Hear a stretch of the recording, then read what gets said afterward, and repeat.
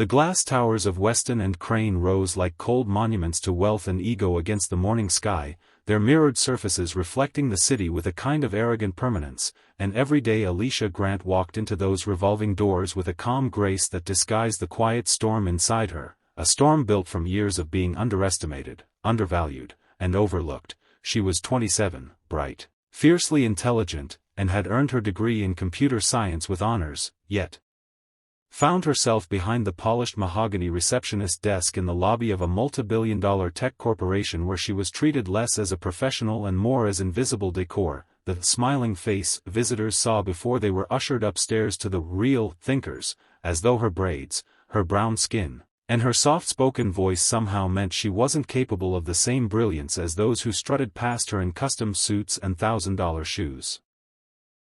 Weston and Crane was a firm built on image as much as innovation, and Charles Weston, the CEO, was its beating heart of arrogance, a tall man with slicked-back silver hair, piercing blue eyes that always seemed to sneer, and a taste for spectacle that made his every meeting a theater performance where he could assert dominance. He had risen not by sheer genius but by ruthless maneuvering, a master at crushing competitors and humiliating subordinates, and he loved nothing more than to turn people into the butt of his jokes in front of others. Alisha had learned quickly that silence was her armor here, that the less she responded to the careless comments about being lucky to have a job at all, or jokes about her future in customer service, the more they underestimated her, and that underestimation, she knew deep down, could one day become her greatest weapon.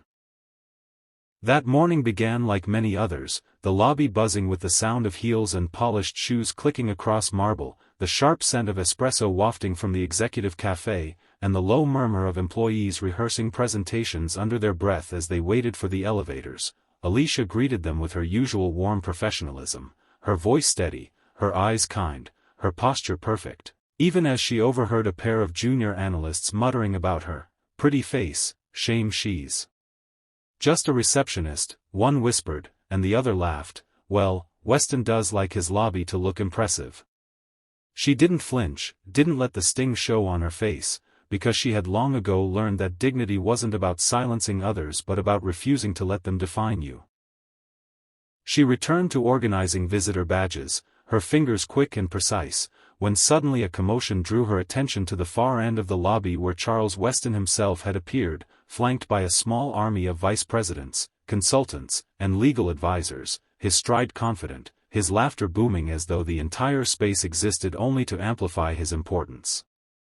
He carried with him a sleek black briefcase and an aura of superiority so thick that even seasoned executives seemed to shrink in his presence, and when he stopped in the center of the lobby, people instinctively gathered around as though awaiting some proclamation.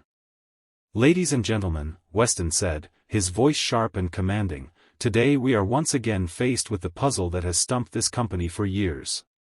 Inside this case lies the dataset and model from our acquisition of Lumatech, that so-called breakthrough AI startup that collapsed under its own hype.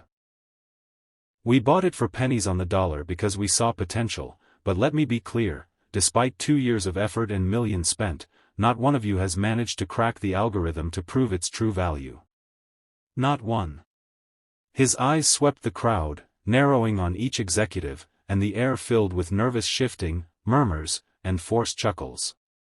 "So here's my challenge," he continued, lifting the case like a prop in some cruel performance. "Whoever among you can unlock this, restructure it, and show me a viable market application, well, you can have the honor of leading the AI division. That's right, the golden seat is up for grabs. But let's not kid ourselves, none of you have managed in 2 years, so why should today be any different?" Laughter rippled through his entourage, sycophantic and hollow, but Weston wasn't done. His eyes scanned the room again, then suddenly locked onto the front desk where Alisha sat, quietly observing, her hand still on the keyboard as she tried not to look directly at him. A slow smirk spread across his face, and in a voice dripping with mockery he called out, "What about you, Miss Grant? You've been listening, haven't you? Care to take a stab at it? Crack this and maybe you'll be more than a receptionist, though I highly doubt it." The executives burst into cruel laughter, some doubling over as though the mere idea of the black receptionist tackling a problem that had defeated entire teams of engineers was the funniest thing they'd ever heard. Alisha felt every eye turn toward her, the heat of their condescension like a spotlight, but she did not flinch. Instead, she adjusted her glasses, sat up straighter, and in a calm, measured voice that carried across the lobby said, "If you're offering the challenge, Mr. Weston, then yes, I'd like to try." The laughter faltered, replaced by murmurs of disbelief, but Weston, ever the showman, chuckled and handed over the sleek tablet containing the encrypted model, certain that within moments she would be humiliated, reduced to stammering confusion in front of everyone. Alisha accepted it with steady hands, her heart pounding but her mind sharp, and as she set the device on the desk, her fingers began to move with a speed and confidence that startled even the IT director standing nearby. What none of them knew was that Alisha had been writing code since she was 14, teaching herself programming in public libraries on outdated computers, staying up late to practice building models, teaching herself the math that others took for granted. In college she had developed algorithms that could predict financial market trends with stunning accuracy, but recruiters from firms like Weston Crane had dismissed her applications, telling her she wasn't the right fit or didn't have the pedigree, code words she knew all too well.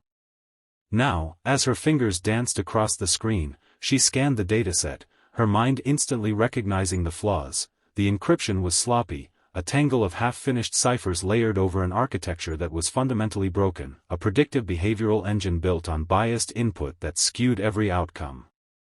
She applied a combination of statistical regression, machine learning heuristics, and her own intuitive modifications, reconstructing the model in real time with such elegance it was as though she were composing music, every keystroke a note in a symphony only she could hear. 10 minutes later, the device beeped softly, and the decrypted file bloomed to life with clean, structured projections running flawlessly on the screen. The lobby fell silent. Executives leaned forward, eyes wide, unable to believe what they were seeing. The IT director muttered under his breath, She actually fixed it." Weston snatched the tablet, scrolling furiously, his face draining of color as the flawless model delivered projections his team had never managed to achieve, and in that moment, the arrogance that had been his armor cracked wide open. Alisha looked up at him, her expression calm, almost serene, and said evenly, "It's a predictive behavioral engine, but your input data was flawed from the beginning. Garbage in, garbage out. I've patched it, but unless you restructure your datasets, you'll keep getting garbage results. Your division isn't failing because the problem is impossible, it's failing because you don't listen to people who actually know how to solve it." The words hung in the air like a thunderclap, shattering the silence, and for once Weston had no witty retort, no sneer, no insult to hurl. He could only stand frozen, his jaw slack, his fingers trembling around the tablet. Around him, executives shifted uneasily, some glancing at Alisha with newfound respect, others with fear of what this meant for their own positions. The woman they had dismissed as just the receptionist had, in less than 20 minutes, exposed not only the flaw in their prized acquisition but the flaw in their entire culture of arrogance.